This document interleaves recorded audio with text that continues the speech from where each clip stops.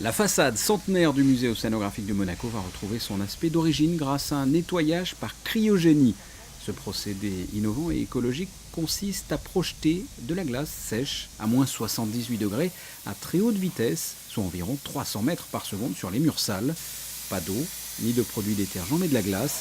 C'est la méthode choisie par le musée océanographique de Monaco pour donner un coup de jeune à son imposante façade située côté nord. Donc c'est l'effet, comme cela a été dit, cumulé de trois actions. Le froid, la glace, qui au contact de la pollution, qui vient rétracter la couche noire de pollution que vous verrez sur la façade, qui est la couche qui s'est créée au cours du siècle et qui vient de passer. La glace est projetée à la vitesse proche de la vitesse du son, donc il y a cet effet froid plus effet dynamique. Et enfin le troisième effet, qui est en fait la sublimation, le passage de l'état solide à l'état gazeux, qui font que l'ensemble se décape. Ce procédé non corrosif a été retenu après un premier essai en début d'année sur une partie du musée.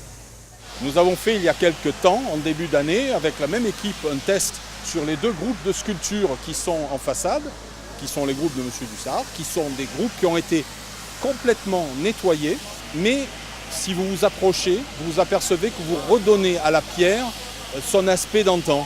On voit les marques du tailleur de pierre sur la pierre et on a redonné véritablement une douceur à cette pierre comme si elle venait d'être à peine taillée.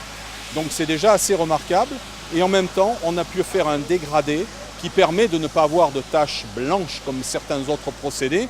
Le but, ce n'est pas de donner un clinquant blanc mais d'arriver à avoir une belle patine de façon à ce que tout soit propre et qu'on enlève la pollution. Il faudra à peine plus d'un mois pour que les couleurs de la façade soient homogènes. Les travaux ont débuté le 24 septembre et devraient s'achever fin octobre.